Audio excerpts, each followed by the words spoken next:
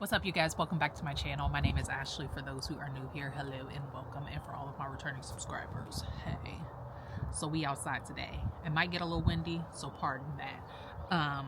But today we sow tomatoes and we're also going to sow some okra. I already prepped my trays, marked everything, labeled everything, so we good to go. But let's run through my varieties of the year.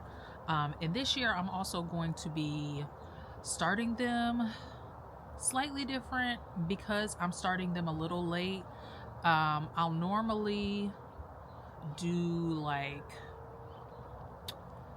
like I'll do 6 cell trays and like start them here and then up pot them, but I always end up with way too many tomatoes, so I am going to just start maybe 4 seeds per pot, trying to do them in each corner and then cut them down to 2 per pot, because I'm planning on transplanting them out fairly young, and I'm just going to keep 2 in each one. That way I can plant them together, because I always end up mixing them up and mislabeling, etc. This way it ensures that I end up with the varieties that I actually want, and they don't get mixed up because they are going to be in the same pot. So that is my thinking. I'm hoping it works out that way. So let's hop into the varieties. First, let's start off with the ground cherries, which is only just one. I'm doing the pineapple ground cherry. This is from Botanical Interest. I've grown this in the past. It does really well, so no issues there. Let me pull out all of these. And then also I'm going to do the Tomatillo, which is the Queen of Malanaco. This guy grows so prolific. If you guys have not grown this before, I highly recommend it. They are super sweet and again very prolific. You have to grow 2 of these in order for them to fertilize each other, so that is something to keep in mind with your tomatillos. So that gets those out of the way. Now let's move through our tomatoes, and they're not in any particular order. I don't know how I separated these.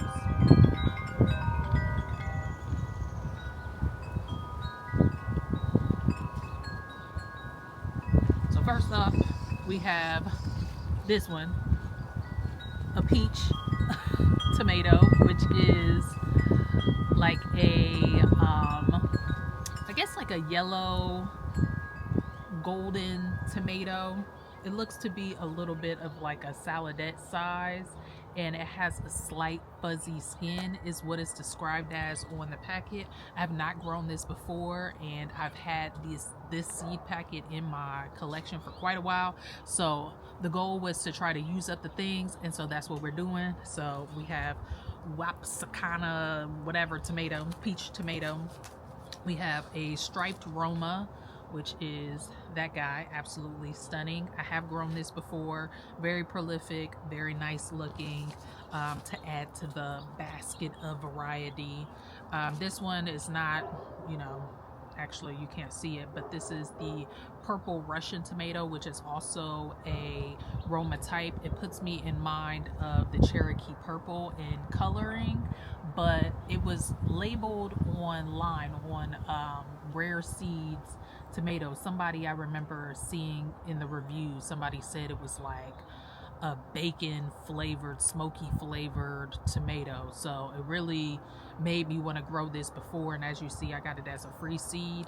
I won't say it tasted like bacon, but it definitely had like that rich smoky flavor, like any other like really dark tomato. It kind of put me in mind of like a Cherokee purple. Next up we have the Amish paste, which is just a larger paste tomato. We have the Brad's Atomic Grape. I'm going to give this another run. Hopefully this guy does well. If not, I might end up trying new seed, because this is from Herpes Seed. I purchased this seed from the Dollar General like some years ago, and some of the plants just turned out a little wonky. I'm not sure if it was just this strand or this seed DNA that, I don't know if that's the correct terminology, DNA, or I don't know, but it just seemed to be a little weird. But I'm going to continue to try to grow these. Next up, we have some Sun Golds, which, you know, tried and true. Everybody kind of knows about those guys. We have the Yellow Pear, which is another cherry tomato, very sweet, very delicious. If the wind chime is bothering you, I am sorry, but I just so happen to really love it. And like I said, it is windy out here. Next, we have the Orange Jazz, which I fell in love with this guy a few years ago.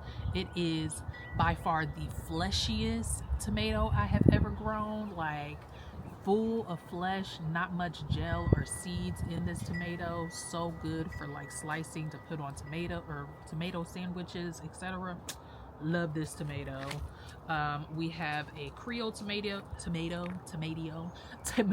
which is just great for like your typical round red tomato. We have Cherokee Purple, which is just your standard heirloom tomato. Black Beauty, which is one of my faves. I love growing this because it's fun to look at, and it's a stunner to like share with, you know, people when you're like, you know, sharing your harvest with friends and family. People are always amazed to see like a solid black tomato or a really dark tomato like that. So that is all of the tomato varieties. We have 1, 2, 3, 4, 5, 6, 7, 8, 9, 10, 11, 12, 13 varieties, including the ground cherries. So that's it for the tomatoes. As for the okra, I'm just growing 3 different varieties here. We have Hill Country Red, we have Emerald, which is just your typical green. So we have a green, we have a red, and then we have Silver Queen here. I'm hoping that I have a better okra year. Last year was pretty crappy, but I think last year in general was just pretty crappy. So I'm gonna go on ahead, sow these babies. I'm gonna show you how I lay the seeds in these pots and get everything watered in. And we'll also quickly discuss what else I need to start this week.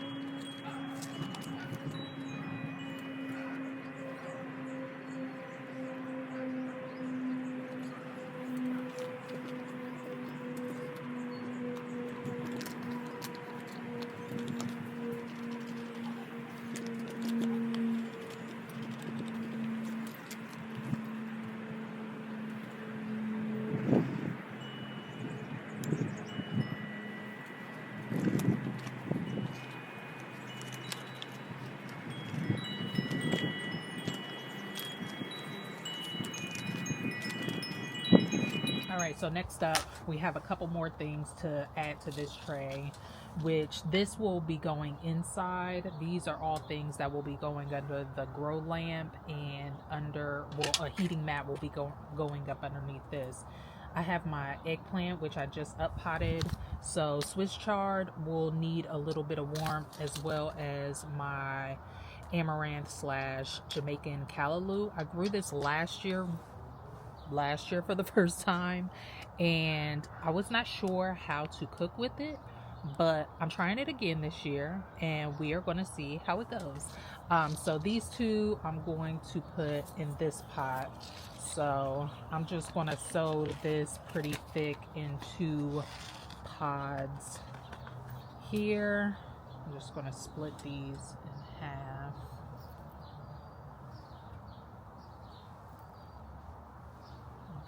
Teas.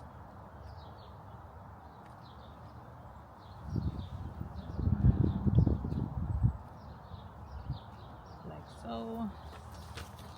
And then the amaranth have itty bitty seeds. So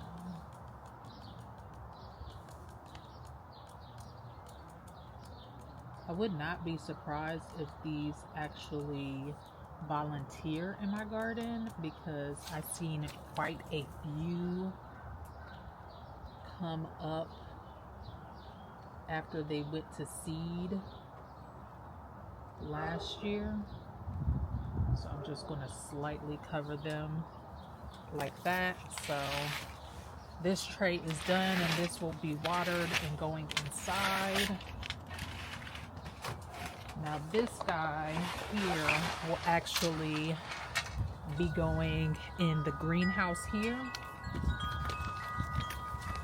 So in this tray we have lettuces and greens.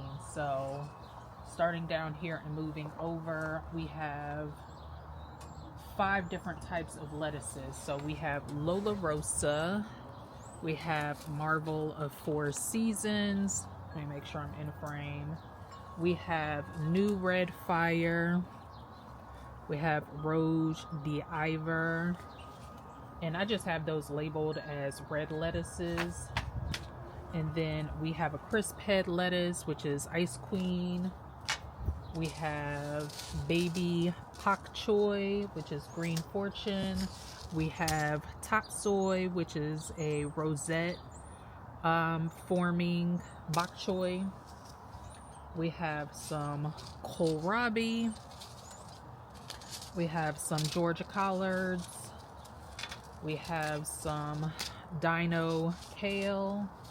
We have some mustard spinaches, which I've never grown these before, so I'm excited to try this out. We have scarlet kale, which grown that before, love those. This is my all-time favorite kale. This is the red Russian kale. And then we also have some arugula, which I could just sow this directly right now, but I'm gonna start it in the pots just because I'm not sure where exactly I want to put it in the garden yet. So this is what we'll start up now. And with these, I'm just going to do some surface sowing and then just kind of pat them in and maybe do a little bit of soil over the top. And we've done that before, but like I said, I will be putting this guy in that greenhouse there. That way they can get started out here, because all of these will be okay to be in the cooler weather.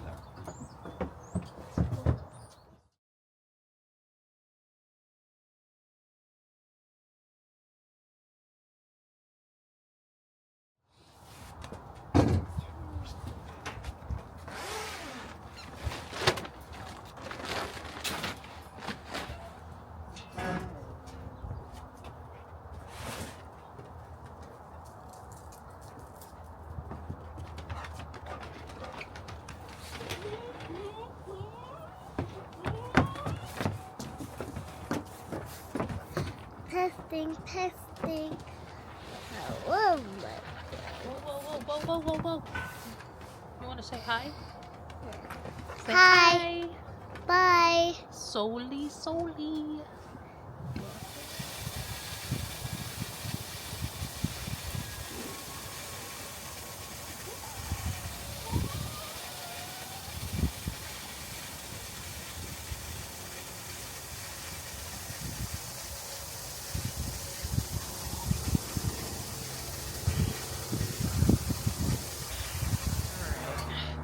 We got these guys all zipped up.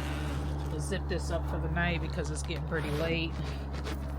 But the temperature has been holding really nice in this greenhouse. When I'm telling you guys, like, these little greenhouses are clutch.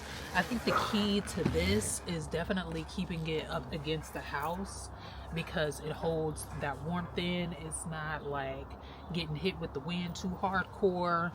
This one is small enough, it's compact, and I can still fit quite a bit up in here, whether I want to put them in long ways or horizontally the way I just put it in there. It's perfect. Solana. So now I just need to set up my heating mat, and let's go do that together, because yeah, I feel like I haven't talked to you guys much. So let's go do that. All right, so what I have here is one of my trays sat upside down. I got my heat mat here from Vivo Sun. set up. And then we will put this baby like so, like that. I gotta be careful because there's water in here. And these guys are my next project. I need to up pot all of these. They are dry right now because I plan to up pot these. Probably I need to do it tonight. I don't know if I'm gonna be able to film it or not because lighting is a thing. But happy to have these done.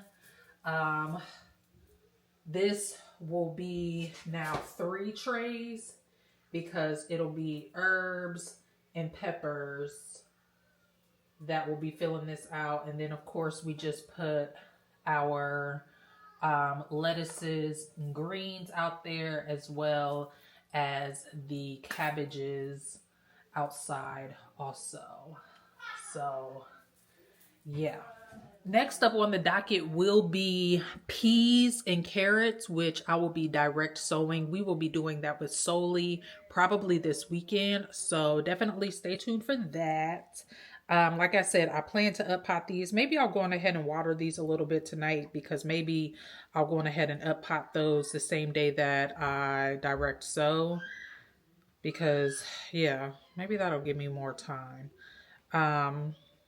Yeah, so we'll figure it out. But definitely stay tuned on the channel. Hopefully you guys have been enjoying watching everything in the garden so far. Definitely subscribe to the channel if you have not already. There will be a lot more to come. I thank you guys so much for stopping by. I wish you all health, wealth, and prosperity. And until the next time, peace out.